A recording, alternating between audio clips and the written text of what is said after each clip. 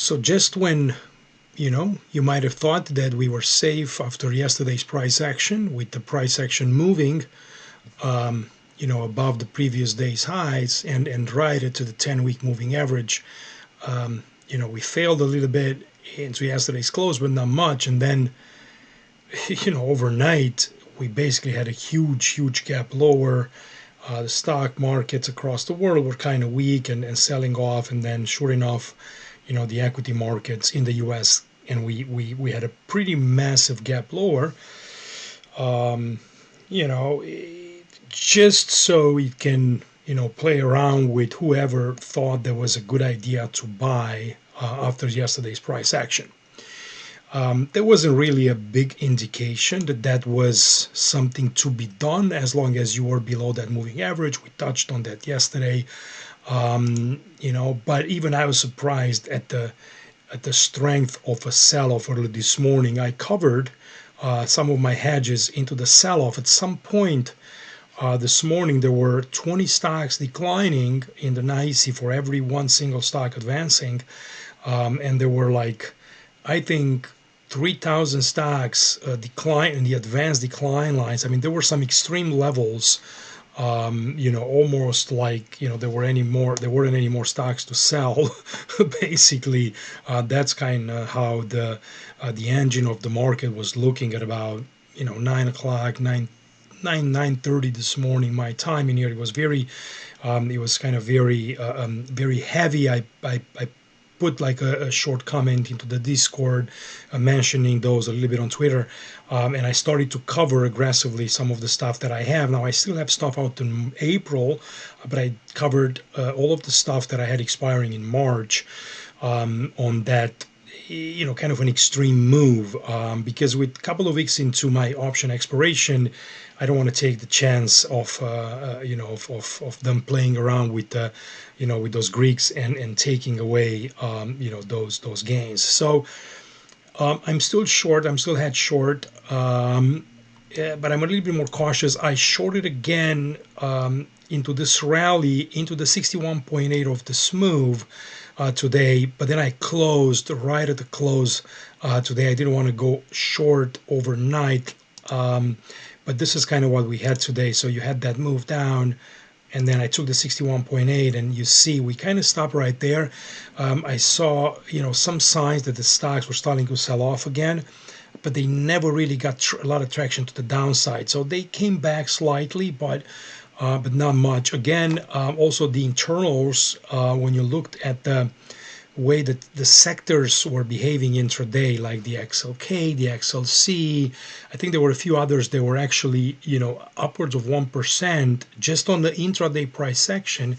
That means there were some serious buying coming into some of these sectors. So they don't want to really let this market collapse, right away. But I'm still going to look I'm still going to look short side as long as we remain below a 50-day moving average, and here we are also below the 20. So we're a bit far from like something like a 200-day. You can see if I go, let's say on the Nasdaq, we are right there. So this was another reason to kind of start being careful. But this does not eliminate the fact that you had a pretty massive three-way setback, and you might want to think about the fact that maybe a larger decline could be coming. Now, just because there's a lot of options involved, they want to kill a lot of time, so moves are not gonna happen that easily, like straight down.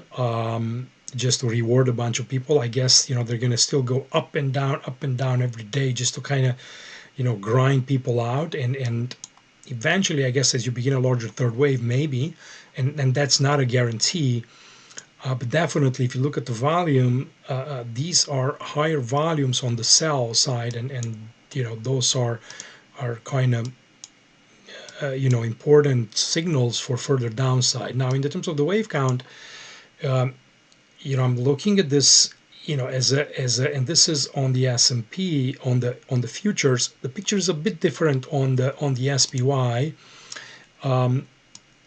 I'll get to this ABC in a second if that's what's going to be. But first of all, I wanted to talk a little about the fact that this could be like a 1-2, 1-2, and you can start to really accelerate lower, right? You actually broke and you're below those averages, and there is plenty to go if that's the case. I mean, we can do some measurements and just say, well, if you go from there, you could have a move up here towards 66.83, maybe towards 65.89. If we use the fib extension, we can overlap it and just go there and just drag it up, and you can see into the 161.8, and I mean, you can actually come.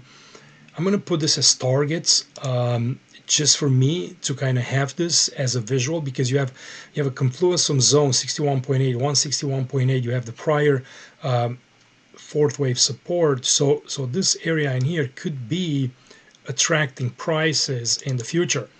So I'm going to use this as a target and continue to play the market from the short side if I get opportunities on, let's say, on some of these rallies, and I can look at the 50-minute, at 1 hour, at the 1 minute, even sometimes just judging kind of what's happening on the internals, and then try to see if we can roll it over.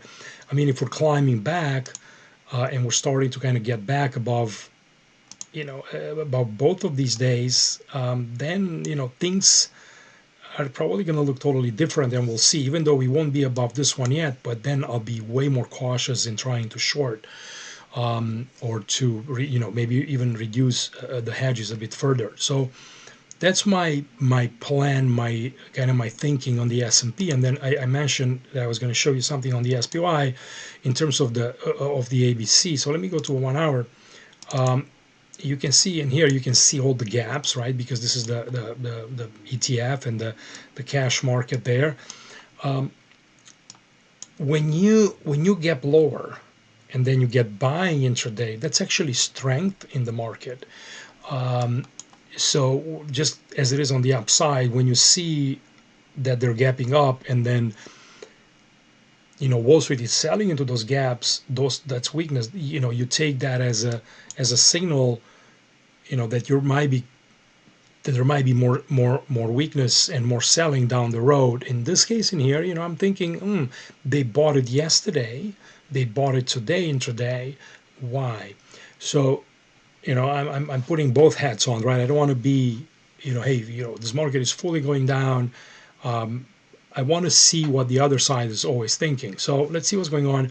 But if you take a measurement and let's say that you count it from here, we are basically, we can do both, same thing, but we can do the extension here, and you can go right to this low and then go up, and then we basically bounced from almost the equality between these two declines. A little bit more, we would have hit 127, and then you have again the 161.8, the one that I was talking before. So could it be an ABC? Sure. I don't have anything against it, but the market will show us. And how will it show us? By starting to move higher. I'm not gonna guess on that, and I'm gonna favor the weakness as long as we're remaining below that 50 day. Now, being between the 50 and the 200, that's a bit of a trap. So you got to be very careful in here and be nimble.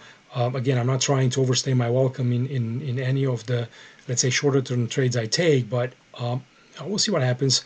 So let's also take a look at Bitcoin, as we always do. I was trying to think if there was anything else that I wanted to mention. I know we sold a little bit in silver, not a lot there, nothing much. I don't want to get into a whole discussion about geopolitics and kind of what's going on in the Middle East. I don't. For me, it's important price and levels and how they react. Everything else, it's really a lot of noise. Not to be insensitive to to what's going on, but this is my job to kind of read the market. Not to offer opinions on the on the effects of the war on oil, or on equity prices, or the AI trade, or what have you. I'm sure there's plenty of guys that do that. And with this, I wanted to say, if you come and you enjoy my videos, obviously try to leave some kind of a comment or a thumbs up or subscribe or something. But also, I want you to know that I'm trying to be as real as I can with you when you come here and you see the videos. I'm trying to be extremely sincere and sell you what I see in price and not bullshit you with, all kind of, crazy targets or make this sound, like bombastic and extraordinary and easy. It's not.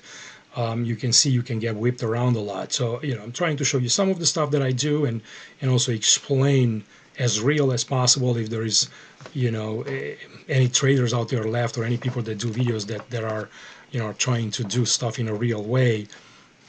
Maybe there's just a few, but anyway, so let's just take a look at Bitcoin too and see kind of how the price reacts. Now, I made also a comment on Discord. I said, Bitcoin is acting actually well in terms of the big sell-off that we've had today in the equity markets. Maybe Bitcoin already priced this in through the previous decline. Maybe there's still more to go. I don't know, but it's clearly acting pretty decent in here.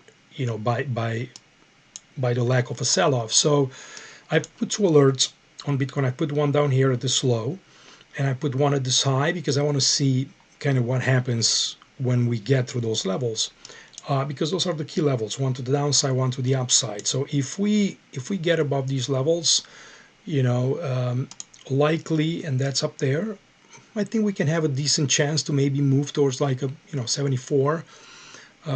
If we break below this level, then obviously we're going to look at 62, maybe even revisiting the lows. So the wave count here is tricky. I talked about it, I guess even yesterday, but 1 2 1 2, this never really caught any more traction. Remember, we looked at 1 2 3, maybe a wave 4 and a wave 5. That never happened, which is which is what the market does. It doesn't have to do what we're thinking. But let's see what the fib was here. They came into the 78.6 and bounced, so that's good. What I'm noticing, it's basically a series, at least from this low, a series of higher highs and higher lows.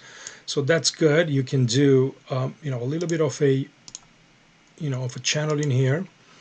We can copy. Wait, if I'm still remembering how to do this, I guess like that. We can copy paste this and see how the price behaves inside this channel. And it starts to get traction. Right now, it's way too overlapping to count it too impulsively. So that's why I want to see how the price reacts. If I look, obviously, at the, at these charts, like I always said, it takes time, and there's more to go. This is declining. That's declining. We're barely above the 20.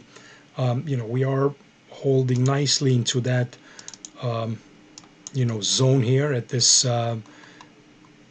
200 week. I think this is average, right? That's pretty good in terms of kind of how it looks over there.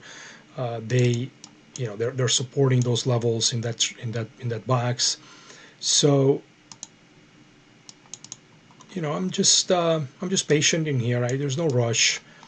The volume, I kind of like this volume in here. This volume bar, it's interesting. It's on the daily only.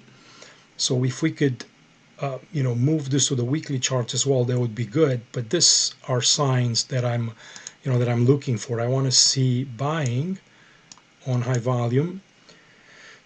This candle in here was also on higher volume. So these are two indications that these levels in here are important and buyers are coming in, which is what we want to see. And now we want them to break this and see if they can get more traction. And then when they come back, we want these levels to hold on the retest and not crap back, right? So if they do that and start to move above this average, I'm going to start to feel a lot more confident about, telling you, that maybe it's time to look at Bitcoin as a buy and start counting the waves a little bit better and all of that.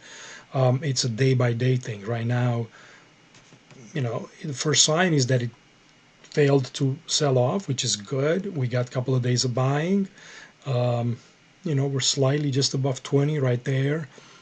And these are, I'll take this as a positive. I'll put them in the positive sign. On the negative sign, again, it's stuff that's declining. It's still the possibility of this being some kind of a corrective wave with the gap lower. So we'll see. But again, thanks for being here as always, guys. And I appreciate you all. Thanks for watching. See you tomorrow. Bye bye.